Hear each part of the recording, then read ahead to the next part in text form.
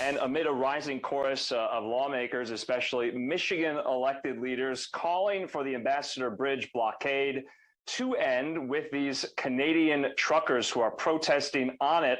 I'm being joined by the mayor of Windsor, Canada, Drew Dilkens. Mayor Dilkens, thanks so much for being with us. You held a press conference earlier today, and you're calling for an injunction to get these truckers off the bridge and to get the blockade over with. What is that injunction going to look like? Is this the purview of the courts at this point? Yeah, it really is. So our team went to court today. The judge asked that we convene again tomorrow at noon after providing more notice to the protesters and the public about this injunctive hearing. And he will deal with the matter tomorrow at noon. And we're hopeful that he does issue an injunction so that police can then move forward and do what needs to be done. Who has the authority, though, to clear the bridge and to clear the border to get traffic going again? It's from my understanding, the aegis of Canadian authorities. Yeah, because most of the traffic we're talking about is actually on the municipal roadway just adjacent to the bridge. They're blocking people from getting to and from the Ambassador Bridge. And so it really would be Canadian authorities, and our courts would have jurisdiction here. So we're hopeful tomorrow the injunctive relief is granted. Police will then be in a different position to be able to mobilize their resources, which are already here, but also coming from all over Ontario and other parts of Canada to help support the on-the-ground efforts of our Windsor Police Service. You know, you're probably hearing a lot of statements and concerns from American officials, especially in Michigan, on the other side of the border, including Michigan Governor Gretchen Whitmer, who is calling for an end to this. Have you been in touch with Governor Whitmer? Have you been in touch with Mayor Duggan of Detroit? What have they told you? Have you sought their advice on how to get this under control?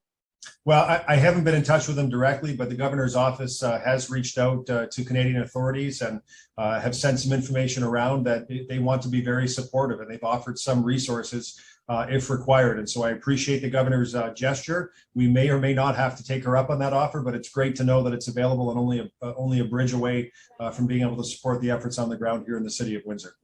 Can you go into the specifics of some of those resources Governor Whitmer has offered you? What does that look like? Well, I think it's fair to say that they are equipment type resources. So if we're talking about having to move 200 trucks and vehicles, that we wouldn't probably have enough resources on the ground in the city of Windsor. And it would be much easier to get that equipment from the other side of the border than to wait for it to come from Toronto or further afield. And so we'll see if it's required. But at the end of the day, our primary hope, our primary goal is to have a peaceful disbursement of this crowd, to have them leave on their own accord. And they've made their point. We understand what they're saying. We've made their point. And at the end of the day, we need to get commerce flowing again between Michigan and Ontario. We have to get these people back to work in an auto sector that has already been disadvantaged by the global chip shortage and other COVID-related effects. It is unfair to their fellow family members and other Canadians that they're holding hostage this border crossing, which is such a vital link for international trade between the United States and Canada. Right. And Mayor, this is the largest and busiest land border crossing between the U.S. And Canada and in North America. It's responsible for about a quarter of all trade between our two countries. And you're in Windsor, and that is on the other side at the base of the Ambassador Bridge. Have you gone out? Have you spoken to some of these truckers? Have you gotten a sense of, what their demands are? Have you talked to them personally? I haven't. Police are in touch with them every single day, and I debrief with police. And that is the interesting question that you asked, is why are they here? And this originally started as a protest by a certain group of truckers to protest the federal government restriction of having to show a COVID test or a COVID vaccine, to have a COVID vaccine when they return to Canada. And so that was a very clear message. We knew who the group was. And at the end of the day, what's happened now is a week later, after the protest started, a week later, the United States federal government implemented the same rules for truckers entering the U.S. So even if the original group got what they want, which is our federal government to remove that rule, they still wouldn't be able to cross the border into the United States. And so this has really turned into a leaderless movement. and it is no longer just about masks and vaccines. This has moved into more of a G20 or G7 style government protest or anti-government protest, where people are out protesting anything that government does. They're out protesting climate change initiatives. You bet that this runs the gamut of different issues that are being brought forward, and there's no leader to speak with to try and coalesce agreement amongst the group. That's right. That was my next question.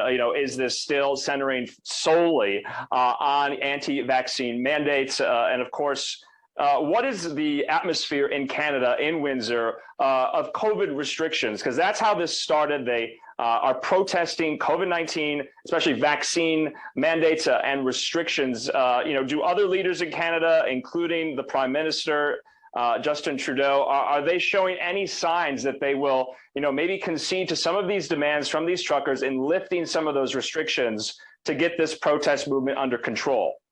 I don't see any movement at the federal level in that regard, but at the provincial level, what we've seen in the province of Alberta, the province of Saskatchewan, just in the last week, you see those provincial governments start announcing that they're going to release or remove some of the COVID restrictions that were in place. And so they've indicated that there will be an easing forthcoming. Some of it started immediately.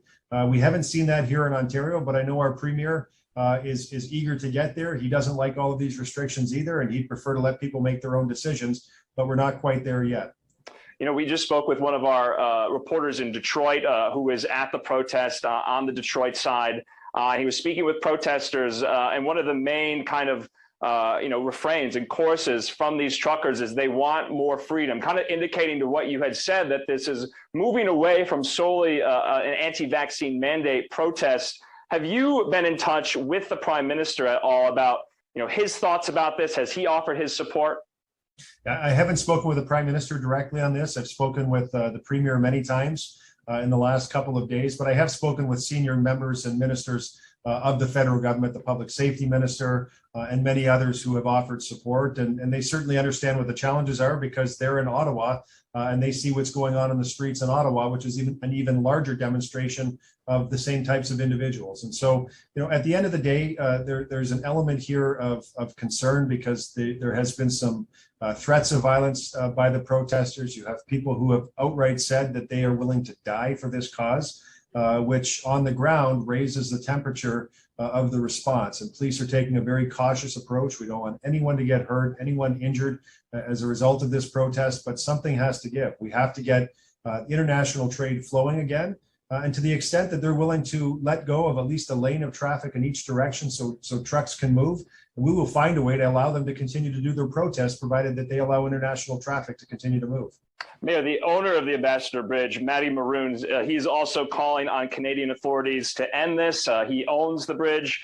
We're also learning as well that many of these auto manufacturing plants in the area on both sides of the border have either had to stop production for the week or scale back production. What do you tell auto workers, both in Canada and Michigan, who are not at work right now because of this? Guys, we are doing the best that we can, and I feel the pain. I'm the mayor of the automotive capital of Canada, and I know very, very well that our supply chains in the auto sector are so tightly integrated that the average part that goes into a car crosses the border about 6 times before it rolls off the finish line. And so I know how important this border is, and there's no one that wants to see the border open more than me. And we're doing everything we can from a municipal level to make that happen. But this is going to require, and we're seeing provincial and federal resources sent down here. It is going to require additional support beyond the municipal support that we can offer. And lastly, do you think at this point in time that this is hurting U.S.-Canada relations at the moment, both diplomatically and economically? I don't think so. I mean, we've had such a strong relationship for well over, probably 150 years. A 5-day or a 4-day protest at this point isn't going to hurt things on that front. But I think we have a shared goal, and that's to get the border open and get our economies humming once again. And what does this look like tomorrow, the next day, and into the weekend? What do you think? Well, we're going to see what happens tomorrow at noon when we go back to court to see what the judge says with respect to the injunction.